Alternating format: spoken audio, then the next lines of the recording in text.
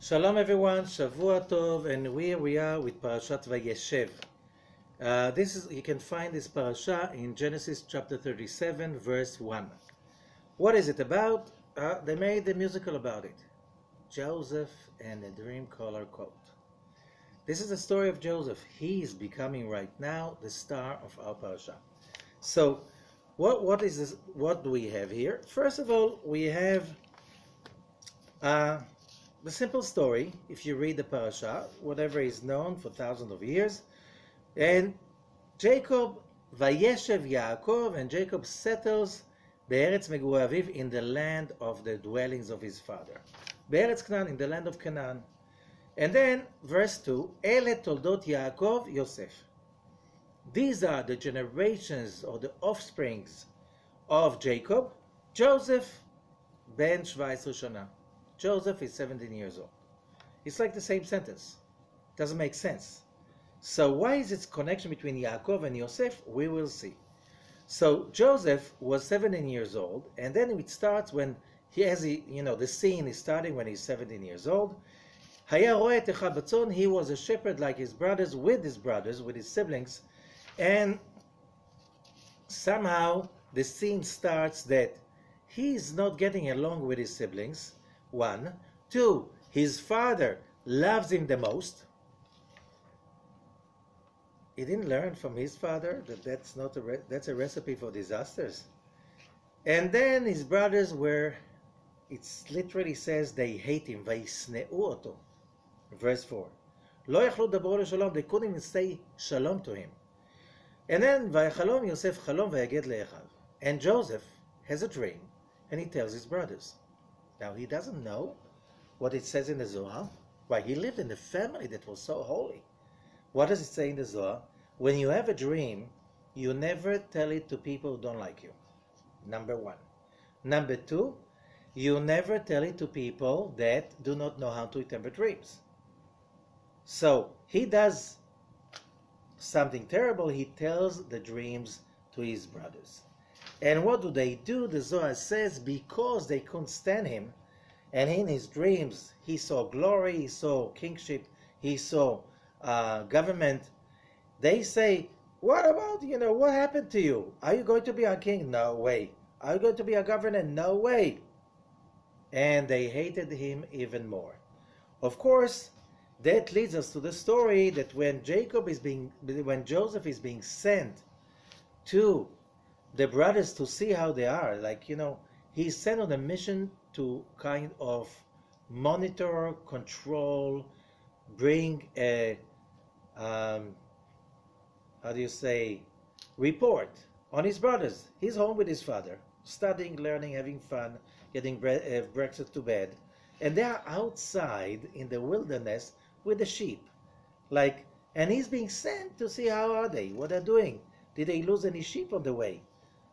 That's a recipe for, divide and not conquer, divide and suffer the consequences, especially to your family. So they see him. The moment they see him, they want to kill him. Yehuda kind of saving him by saying, no, Reuven is saying, don't spill the blood, throw him to the pit in the desert. Don't kill him. So he planned to bring him back to his father because he was the firstborn.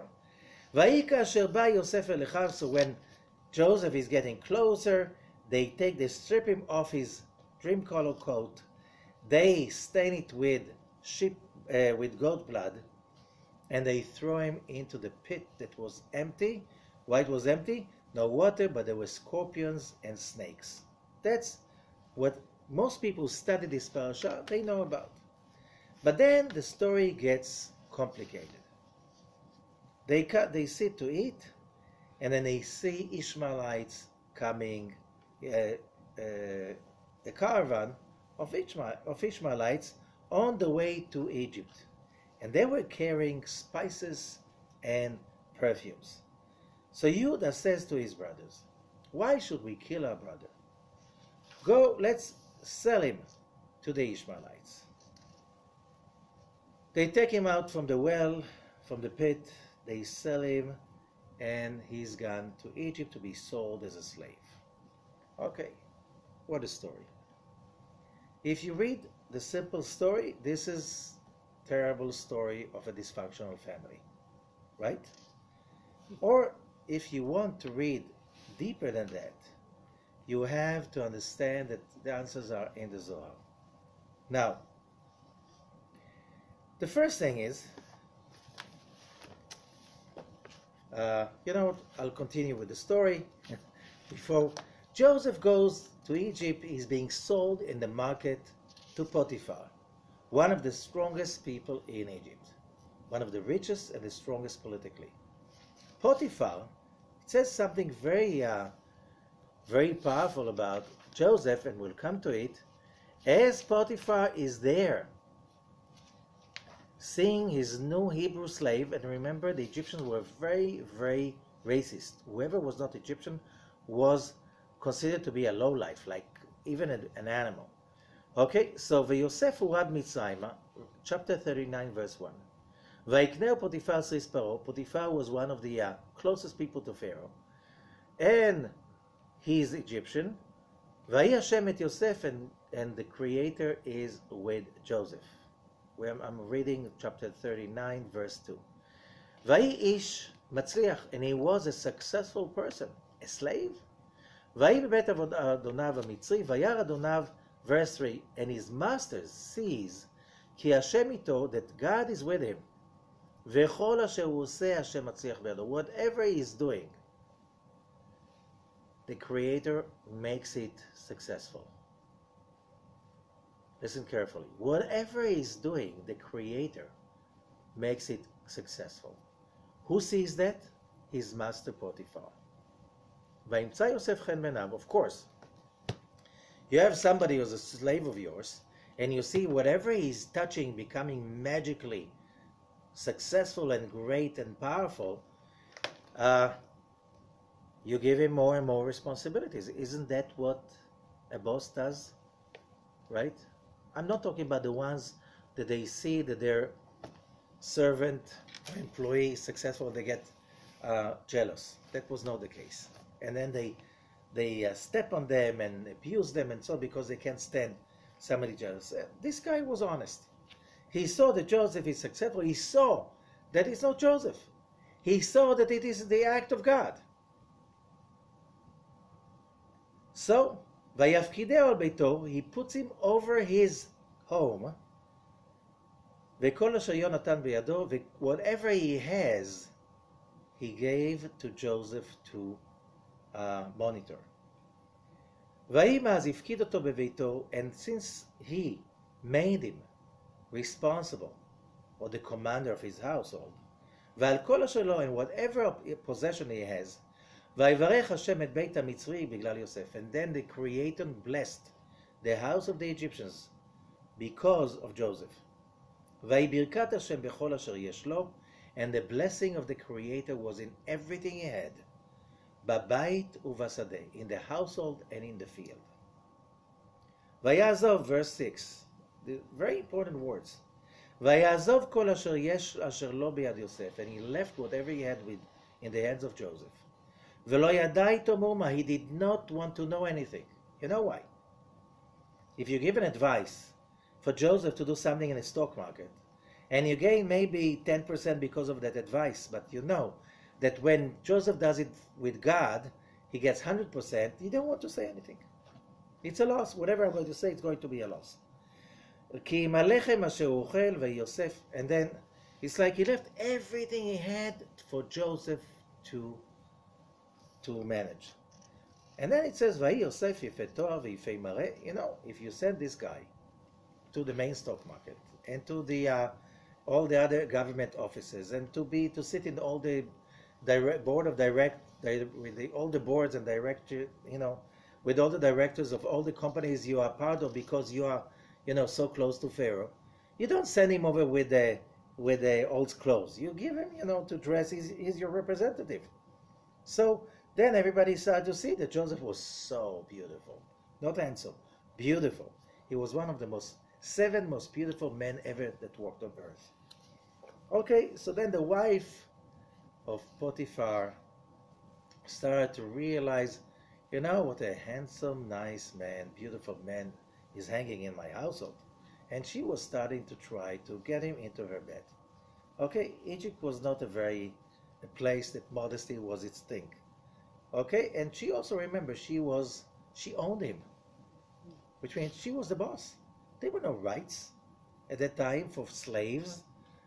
She could do whatever. She could kill him. She could step on him. She could do whatever she wanted. There was nobody to turn at that time. He was a possession.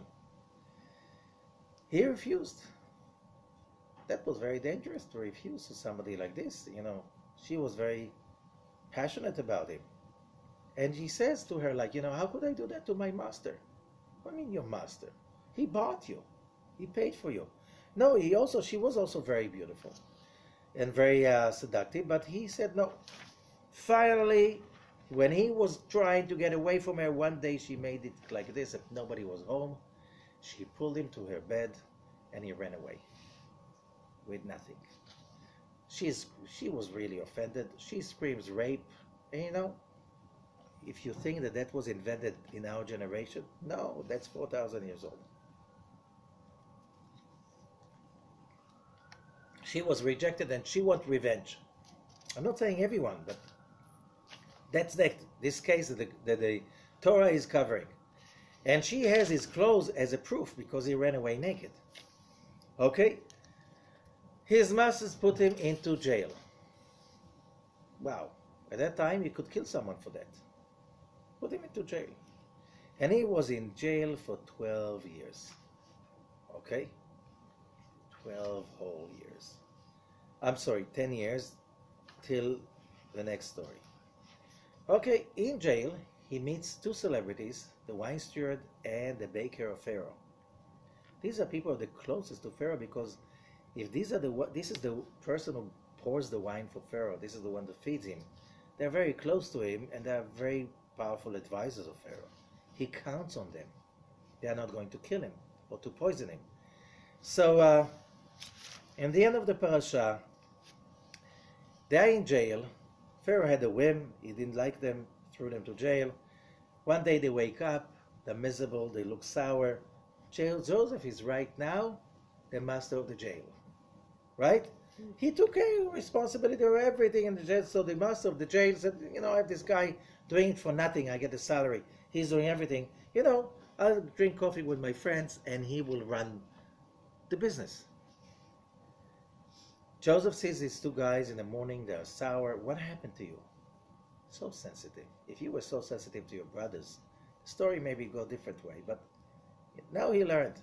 He's so sensitive. They tell him a dream each one of them had that night. He interpreted the dream, and the way he did. For one, he said, the baker, in 3 days, you'll be carried out of jail and to the gallows, and you'll be executed. So the other one, on 3 days, you're going to be carried out of jail, back to your seat, and remember me. And that's how the story finishes in this week. Now, what's in it for us? That's one of the most famous stories in the Torah, right? But what's in it for us? So let's see. In the short time we have. Ele toldot Yaakov, I'm reading from the Zohar. Ele toldot Yaakov Yosef. בתר דהתיישב יוסף ביעקב, והזדבק שמשה בסיירה כדי נשרה למיבת תולדות, ומן יהיו דאבי תולדות, ההדר ואמר יוסף, דאה ונהר דנגד ונפק, יהיו אבי תולדות בגנדלה פסקין מימוי לעלמין, ויהיו אבי תולדות בארץ ומיני נפקין תולדות לעלמה. Translation. Okay. After Joseph has been settled with Jacob, I'll explain what does it mean, and the sun united with the moon, then he started to give birth to some fruits. And who is the one who's giving fruits?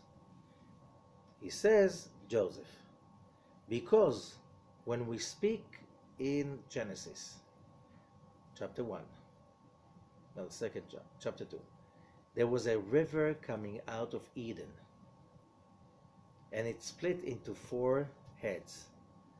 Okay? It talks about Sfirat Yesod. What is Sfira? Sfira is an emanation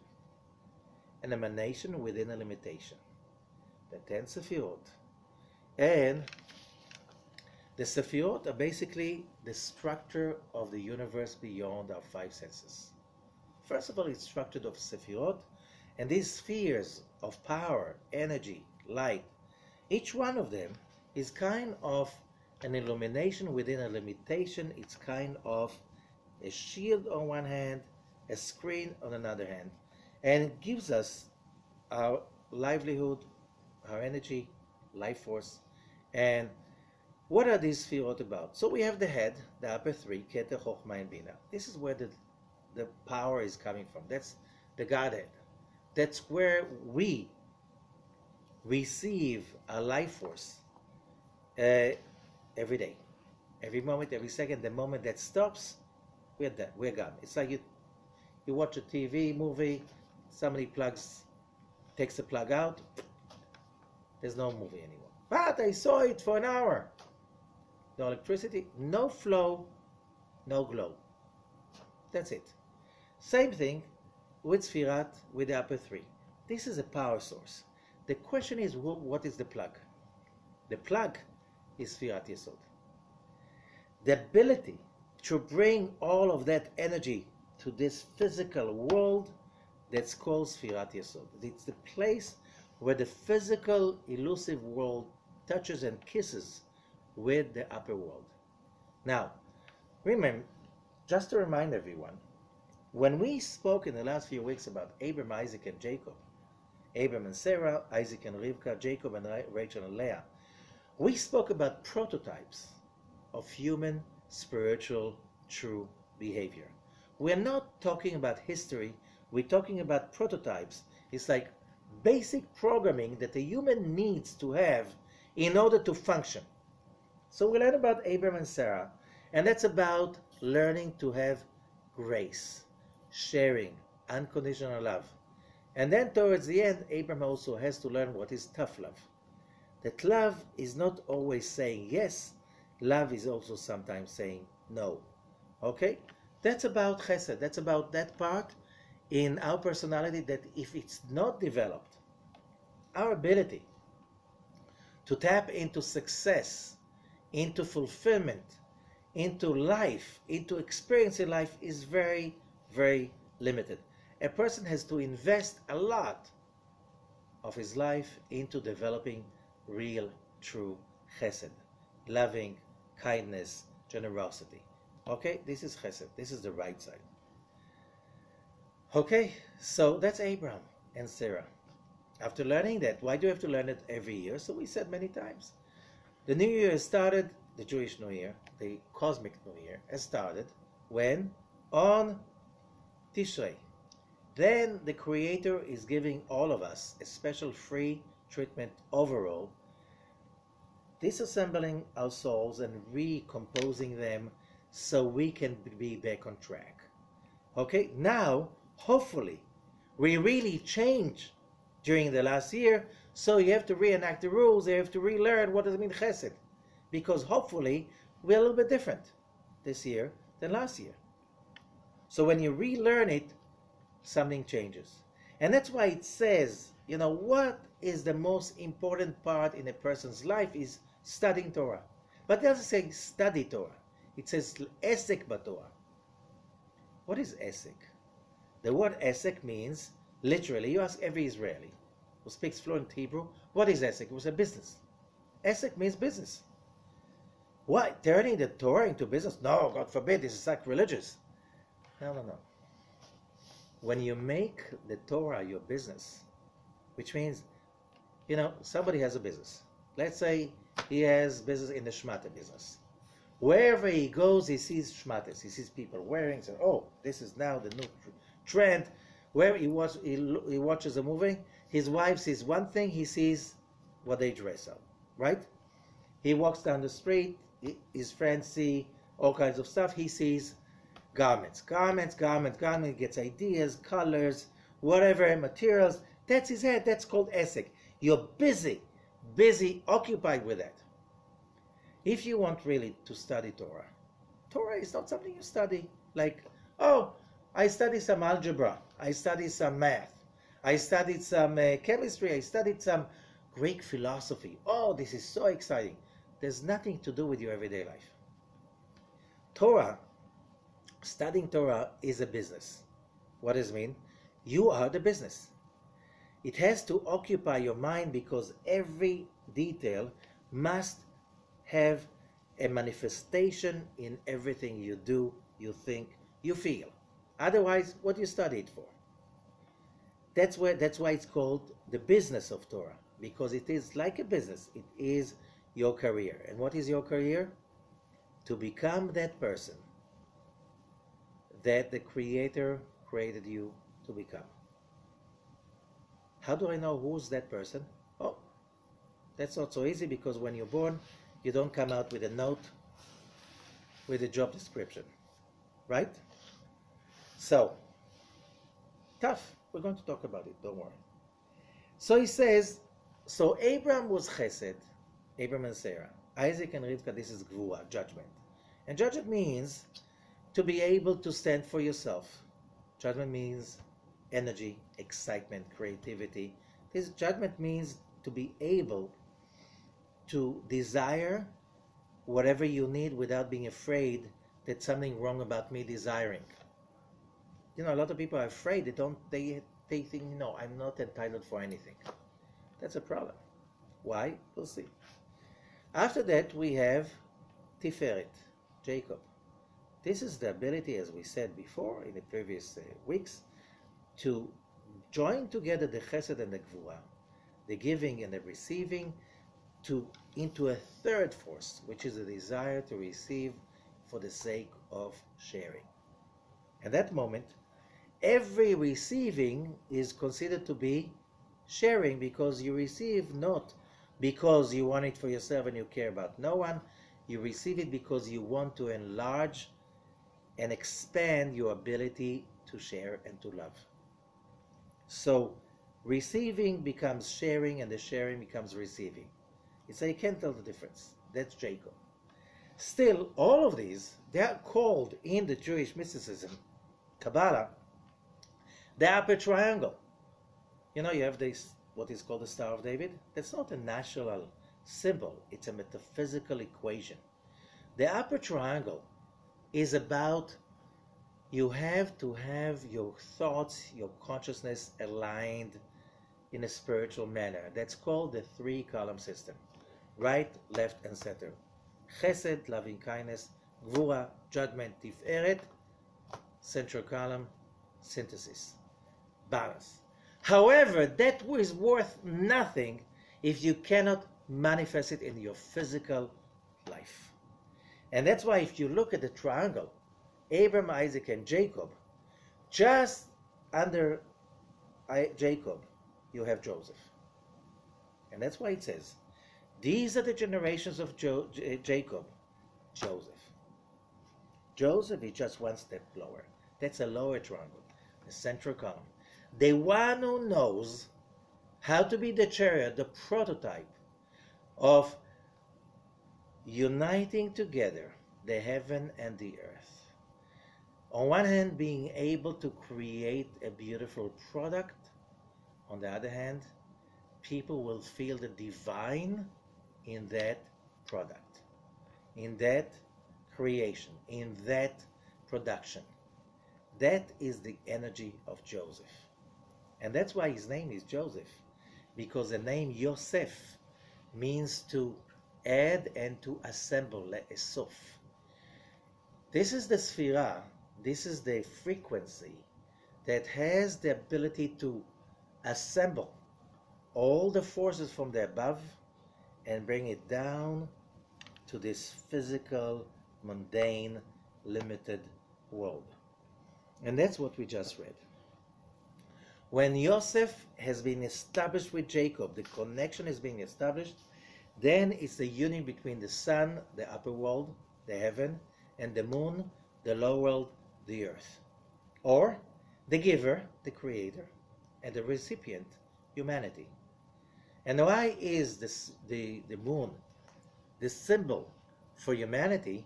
Because as the moon has no light of its own, only what it reflects from the sun, so us humans, we have no light, energy, wisdom, nothing of our own, only what we draw from the Creator and we reflect it to others around us. Okay? That's why a big part of the world is counting the months according to the moon. The Muslims, the Jews, the Hindus, the Shinto, Chinese, most of all of Southeast Asia, which is kind of a half of humanity, is counting by the moon. Then you have the Muslims. Why? Because the moon is a symbol. We have ups and downs. The moon has ups and downs. We have only what we reflect from the Creator. The same thing is with the moon. So now let's go back to Joseph. So Joseph is that river that is drawn from Eden. What is Eden?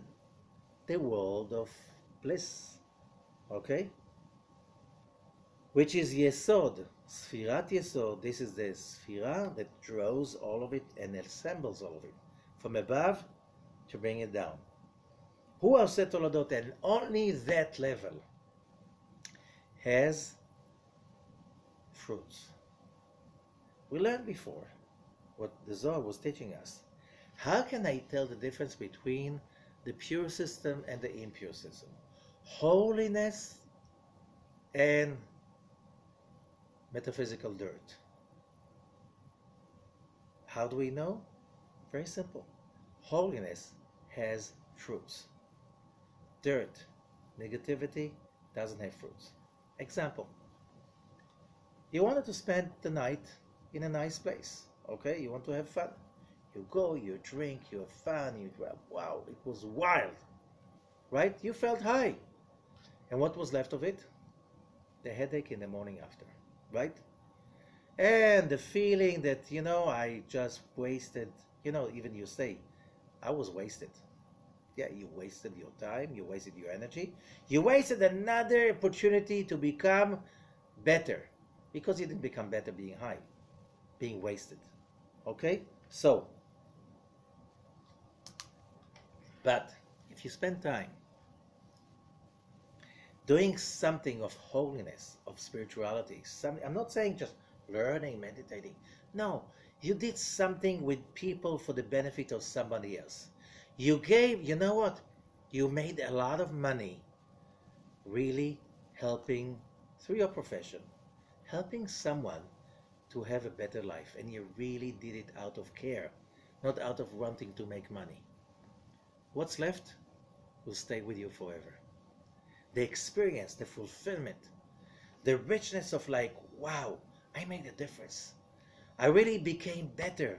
I can do more than I thought I can. That belongs to the pure system. And how do you know it's pure? It flows like a river. You feel the bliss flowing into your life. And you know what? Another thing, it stays tomorrow, for the next week.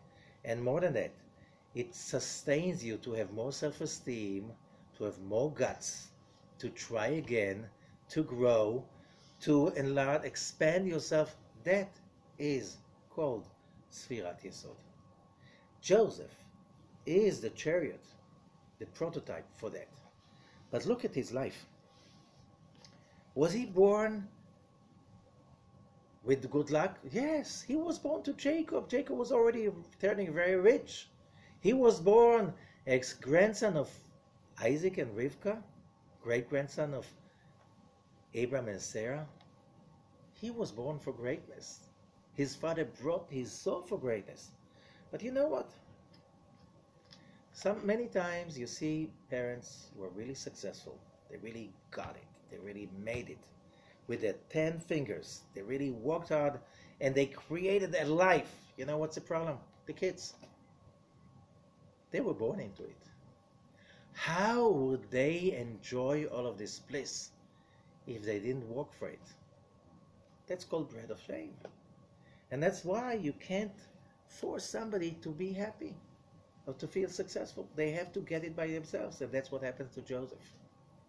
If he stayed with his father, Jacob, spoiled, surrounded with richness and with a support system, I don't know if he could have become the king of Egypt and the person he became on the physical plane. Probably never. Things happen because they have to happen. Now, why? What does it mean? And now let's come to it. Let's continue. Ben 17 Shana. Why do we have to know he was 17? The number 17 must have been, special. And he says 17 is numerically value Tov, good.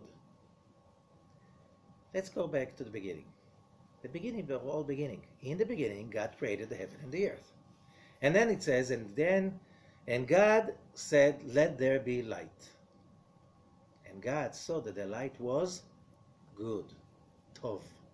Tov, 17. What means the light? It was good. So we learned, in the beginning, the Creator created the universe perfect. Why? He's perfect. He's endlessly perfect.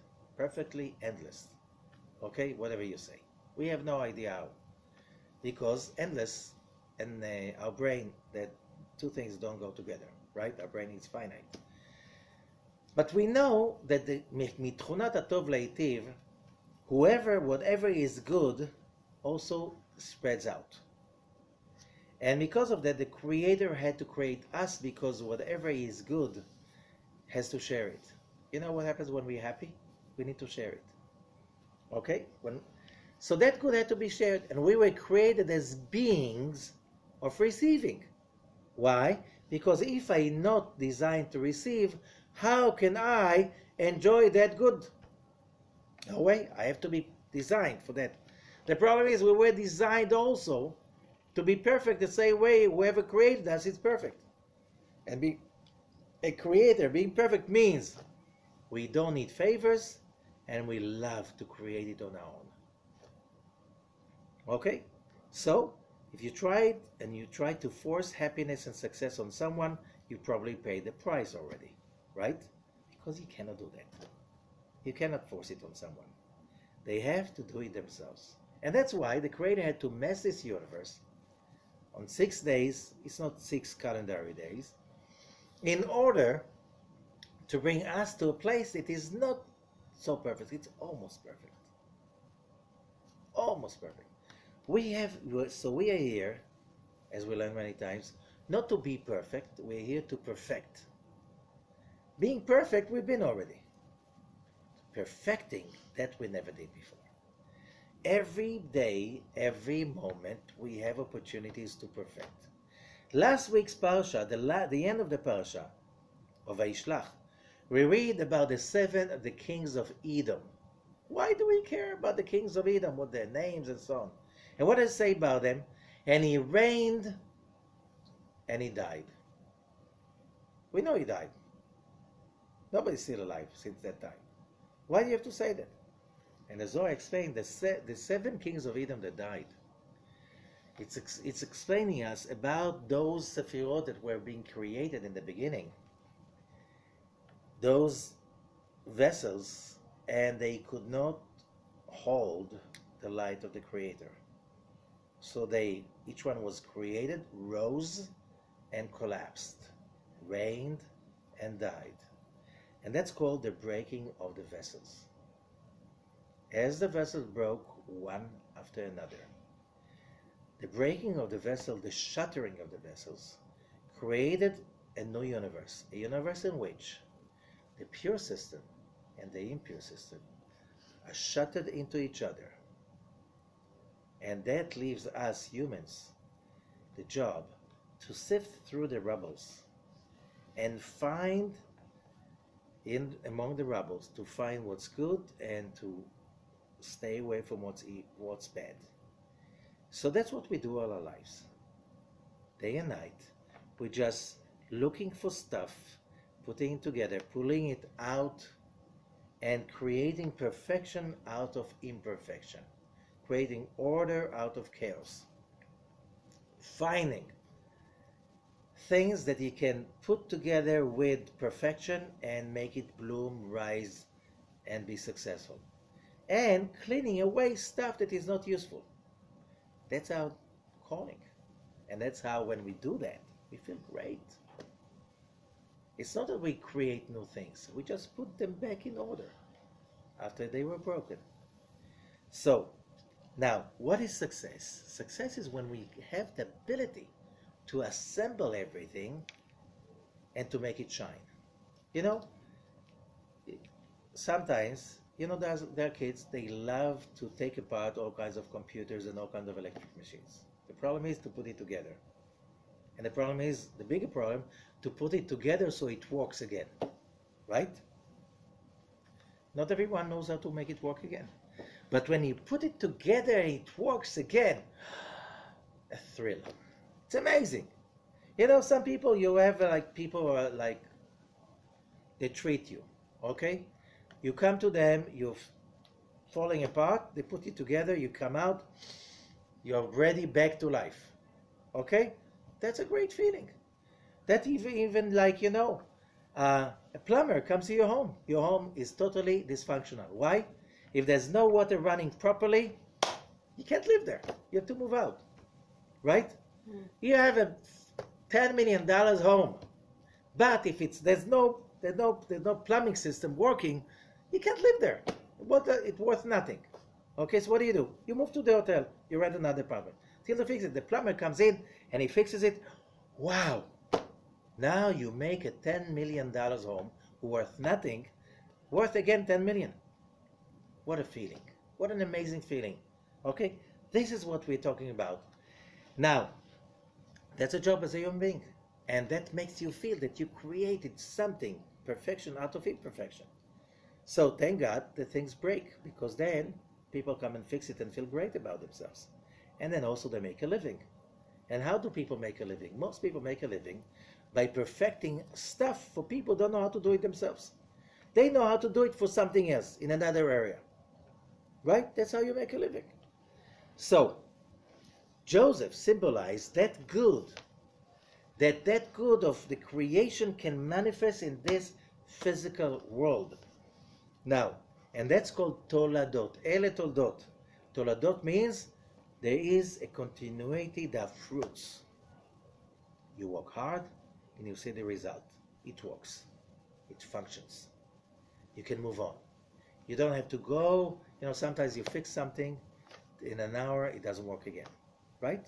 You call the expert again, he fixes it, and it starts to crumbles and falls apart again. That's not a life. You feel really upset. Why? Because you want it to work. Meanwhile, you're stuck. Why is it we are stuck? We'll see. Now, Yosef is called 17, says Rav Ashlag. Verse 24 in the Sulam. מטעם שיש בו סוד לחם משנה שפירושו אור החוכמה ואור החסדים. Yosef has the power to take the light of wisdom and the light of loving kindness, put them together, and then it becomes a creation. Now it works. Now, because this is tachlit hashlemut, this is completion. Example. As we said, a business works when it gives a service that people feel that service is worthy. How do you know it's worthy? You're willing to pay, right?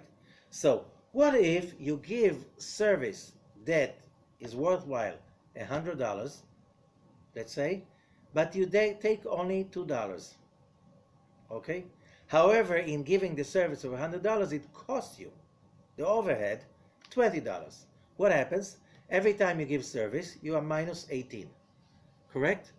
So somehow you have too much giving, that's called light of chasadim, but you don't have enough receiving light of chokhmah.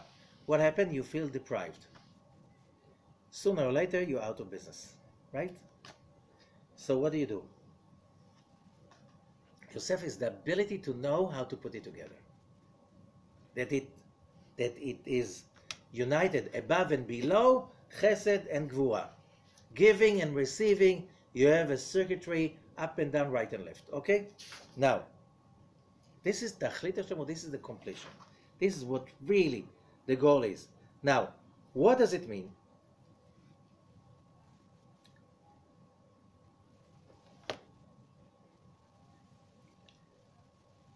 That's what every human being has to go through.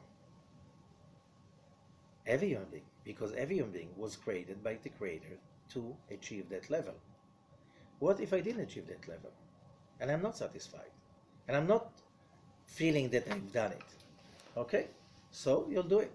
How am I going to do it? So here, Kabbalistic teaching teaches about two things. One is called surrounding light. What is surrounding light?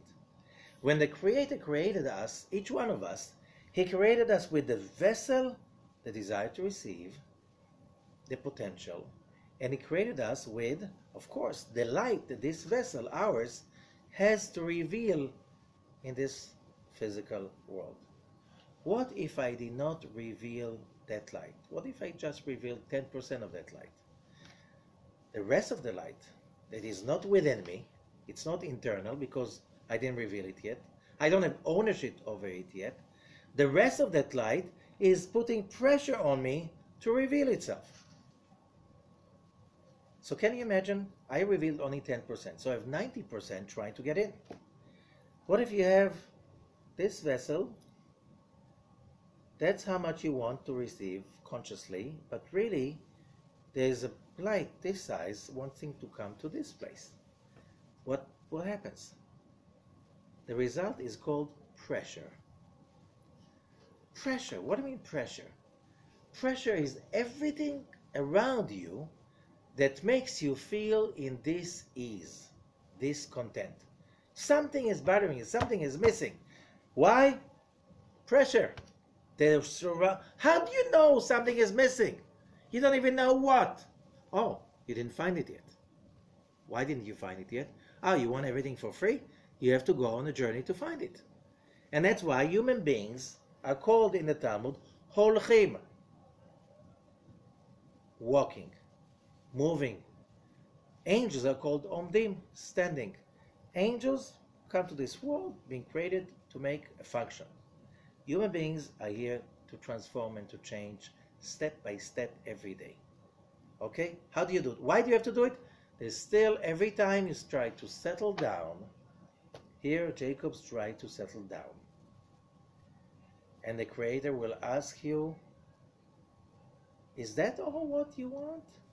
That's not what I wanted to give you. Move on. If I'm not hearing well, I'll feel it. I'll feel the pressure. Things will happen that push me out of my comfort zone. And that's called rear wheel drive. Front wheel drive, when you really get yourself busy in the Torah, so you're always setting yourself goals, and you're always pushing yourself forward, because it's always, by studying the Torah, we basically connect to your surrounding light. Especially when you study Zohar, says Rav Ashlag. So when you're connecting to the surrounding light, you start to feel like ideas out of the box, and that leads you to places and so on. Still, going back to Joseph, his calling was to be a king. Meanwhile, he had to have this misunderstanding with his brothers. He didn't feel right. They had to sell him. He had to be in the pit with scorpions and snakes. He had to be sold out later on to the Ishmaelites, and they had to sell him to Potiphar. He had to go through this stuff with the wife of his owner. Then he had to sit in jail for 12 years. Crazy. Why can't just 17 years and one day become the king of Egypt? It doesn't work this way. It doesn't work this way. It doesn't work this way because there are no free gifts. You want to be the chariot for Sfirat Yesod. You have to acquire it yourself. Let's go back to Abraham. Was Abraham the chariot of Chesed for free? No way. No way. Till he found that level till he found his place in the promised land. He wandered and wandered. He had fights. He had to overcome all kinds of challenges. That was a life, a long life full of challenges. Was it easy for Isaac? No. A lot of people have this like false belief that is based on nothing. When I'll be spiritual, everything will go smooth. No. When you are becoming spiritual, you're asking for troubles. Because things are not going to go smooth. Oh, you got the picture. Surrounding light is starting to push on you. And what you're supposed to be your reaction? Effort, effort, effort. Look at Joseph. Yeah, he was educated by his father Jacob. Wisdom, like no one else. However, he was not sensitive. He didn't get it that his brothers are not with him. Like, it was not easy.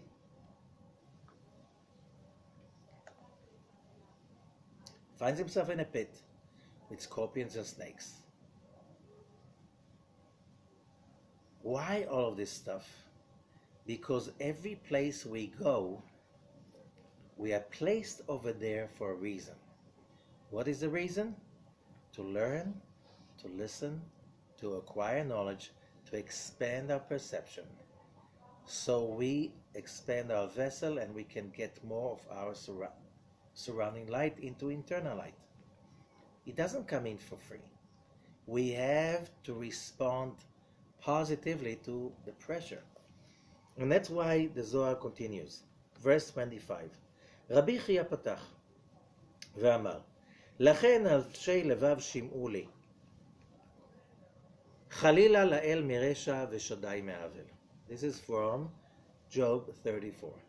Says, don't even think that God is evil. That God, that the Creator, is doing something that is not just. Why? Why? Because it's gonna. It's like Joseph. So he didn't feel his brothers.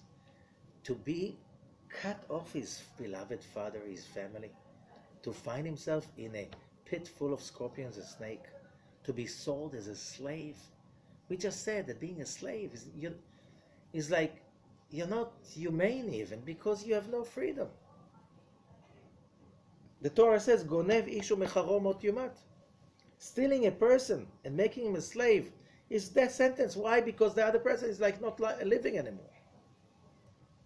Joseph, to become a king, he was a slave and he turned it into a gain. Even though he was a slave. You want to become a chariot for your sword? You have to learn from Joseph. Doesn't matter what job he was. When he was bought by Potiphar, Potiphar immediately put him the head of the stock market in Wall Street. No, he was probably cleaning all the most dirty stuff in the household, right? But sooner or later, his master saw that whatever he's touching has a blessing on it. What does it mean? Joseph did exactly what the Torah is teaching. He always put the extra mile wherever he was. What it says in the Ethics of the Fathers, Yagata o matzata tamid. You put the effort. How much? The extra mile. It's the only thing that can get you out of the box. The extra mile. Whatever you do it extra. Whatever you do it with passion. Whatever you do it for the perfection and the sake of God. If you do it this way, you will find. That's how Rabbi Akiva says in the Ethics of the Father. So Rabbi Ashlag is saying, what do you mean you find? You work hard, you acquire. You gain. What do you mean a find? A find is something that is not fine. You walk down the street, you find a wallet. You find $100 bill. That's a find. Something comes out, you didn't plan it. What a find? Yes. Finding the outside of the box is a find. But before that, it's not coming for free. You have the extra work. How much do I have to put in? I don't know. I don't know. I don't know how much I put in, but why? Do I know the extension of the scope of my surrounding light? I don't know. I know that I have to put the efforts. When I put enough efforts, I can move on. It's like when I say it, I give this example many times. You're wandering in the desert, you're really thirsty, you have no water. Out of the distance, you see a gas station. You're running towards this gas station. It's deserted. But there's this machine with drinks. You have to put money. So you put 1 coin. Nothing. 2 coins. Nothing. You start to have doubts, right? If that bottle of water or whatever you want, or juice, or iced tea, whatever you like, is there, and if it costs 7 shekels, if you put 6.99, you get nothing. You have to put exactly 7 shekels. Then you hear the sound of the bubbles rolling down, and you're looking, and you find there in the slot, you find your bottle. But if you put less than 7 shekels, it doesn't come out. Same thing in life. They call it the quantum leap. We spoke about it. What is quantum? Quantum is a portion. If you put 99.9% of the portion, you don't have the leap. That's quantum physics. You don't leap over to the next level. You have to put the exact amount of effort, energy, whatever. So, that reminds me, you go back to Parshat Lech Lecha. Abraham has this revelation. God says, I'm going to give you the land and to your offsprings. And Abraham is saying, what's the guarantee that I'm going to inherit this land? Rabbi Ashlag is saying, what does it mean? I know that I inherited the land because I made the journey.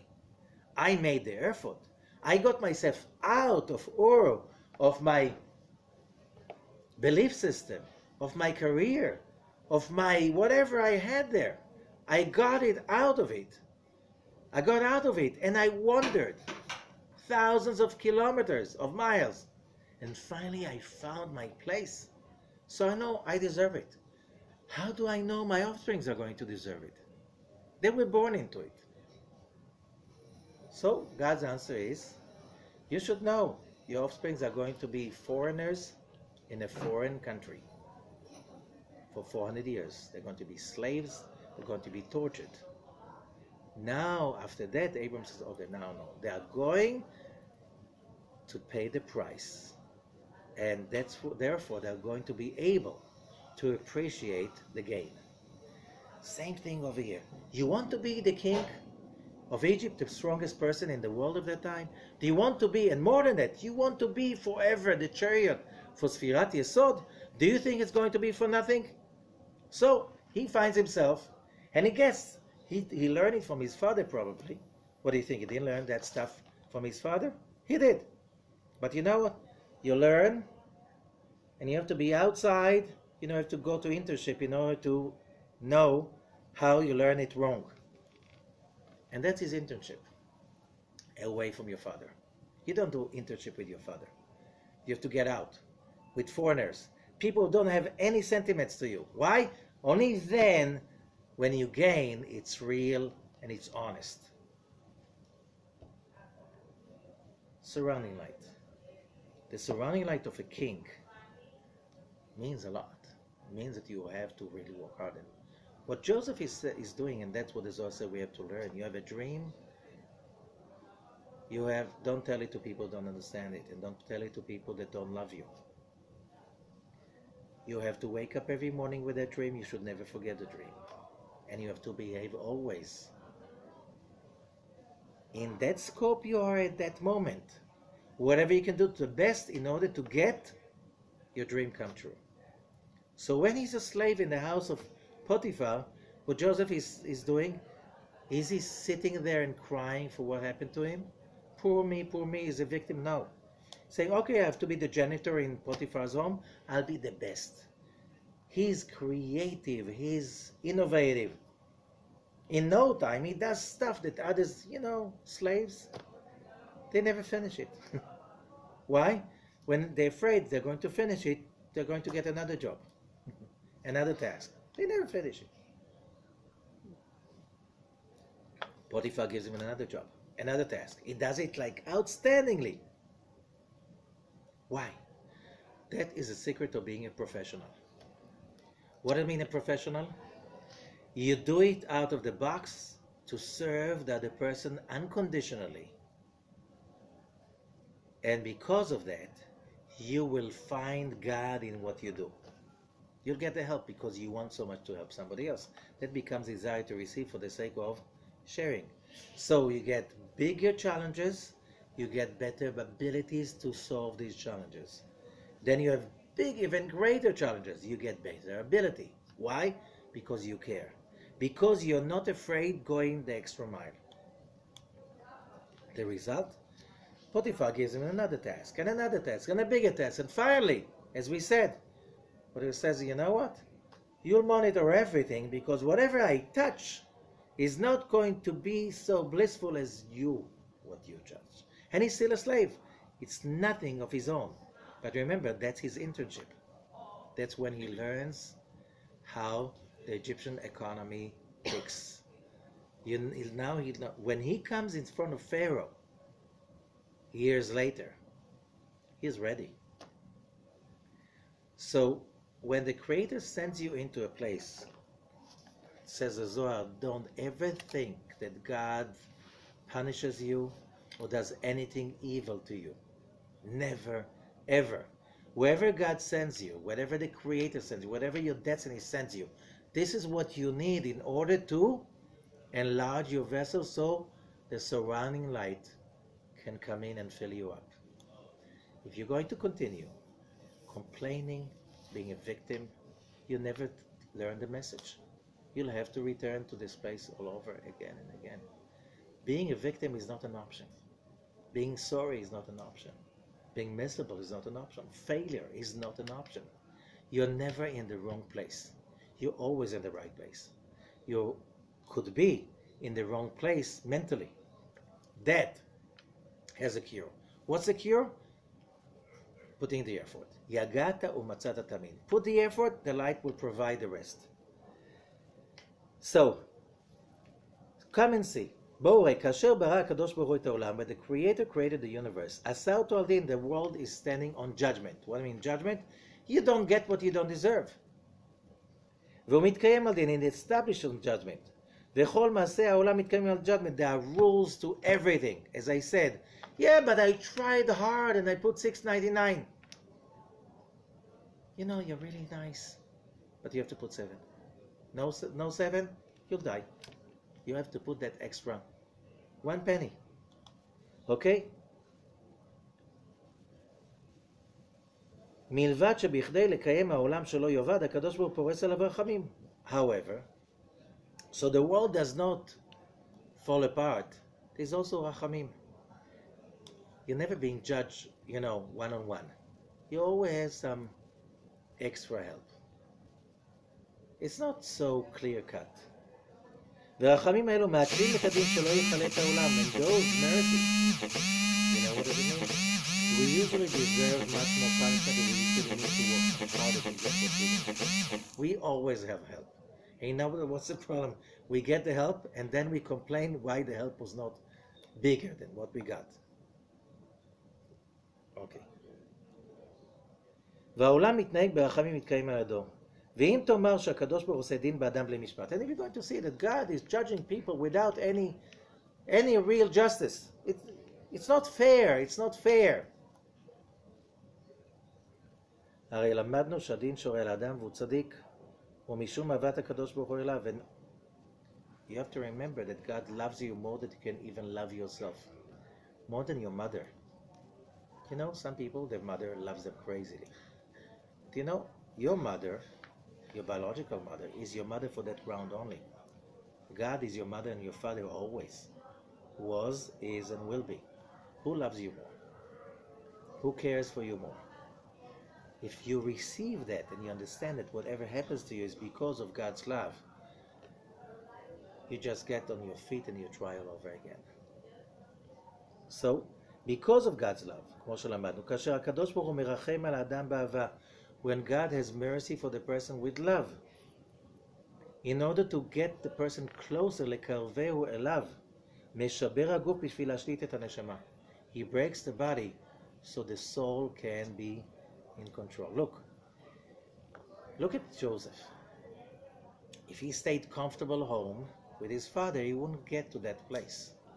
So for the long run, you know, in the end of all the story, Parshat Vayechi, the end of the Reshit, after the funeral of Jacob, the brothers come to Joseph and say, Dad said that you should forgive us. What Joseph answer? Are you kidding? You had a bad intention selling me as a slave, but God had a good intention, and that's what counts. I'm not upset about you. If you didn't sell me, he says to them, we will be starving right now in Canaan. Are you kidding? You did a great job. If you have some guilt, that's your problem, not mine. So go and deal with it. You know, a lot of people can't stand that. They can't stand it that the other person refuses to be a victim. And he doesn't want to forgive you because he was never upset about you. Why? Can anyone hurt me if there's no permission from above? No. And why is the permission? Because there's a gain waiting around the corner. And when I finally reach that place, I will find it. That's what the Zohar says. Sometimes the body consciousness, the ego, whatever, has to be broken so something bigger can come in. Sometimes you're stuck in a place more and more and more. Why? Because there are some holy sparks you have to get from there that are stuck over there. That's why why I'm here. Work harder. When you really work harder with passion, with love, with excitement, and you fly high, you create suction that pull that holy spark from where you've been. And the moment you release that holy spark that belongs to your soul, in no time you find yourself in another job, another relationship, another place. Wow, what was that? That was the last penny out of the 7 shekels. The last agora. You just put that. You're out of it. But I put so many till now. Yeah, but that's not enough. It's not the quantum. You know, quantum is a portion in Greek. That's why it's called quantum physics. ואז מתקרב האדם אל הבבאון. Sometimes we need to be broken so we can get to good together. And that's why, you know, there's a saying, אין דבר שלם כמו לב שבור. There's nothing whole like a broken heart. A heart that is too complete, there's no place to get it in. The bigger light cannot come in because it's too complete. You set in your ways, you know, that's my cup of tea. I already know. I'm set on my way. So, did you buy a grave already? Why should I buy a grave? Because you're finished. You're not walking anywhere, so you're dead. So you better buy a grave and prepare for death. As long as you live, there's some challenges you have to overcome. There's some goals you have to achieve. Otherwise, why are you here for? What are you here for?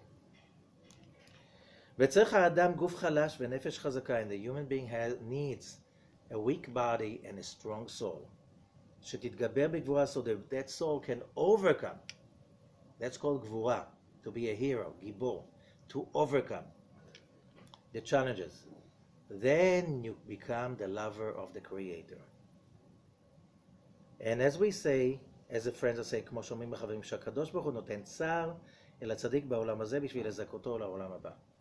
So the Creator gives the righteous person sorrow, pain, so he can lift himself up and reach to the world to come. But it's not the world to come, the world that is coming, so you can feel the heaven here on earth. This is the Yesod consciousness, the ability to connect the heaven and earth together in the service that you're giving, in the products you're making, in the everyday life that you're doing. It's never, if that's your business, spirituality, nothing is mundane. Nothing is, oh, I just did it. you never get by. You always know, like Joseph, to bring God into everything you do, and people feel that. We are creatures of magic. And as long as we don't achieve that, we'll always feel that pressure of the surrounding light pushing us forward again and again. Now, one little thing about the story of Potiphar's wife.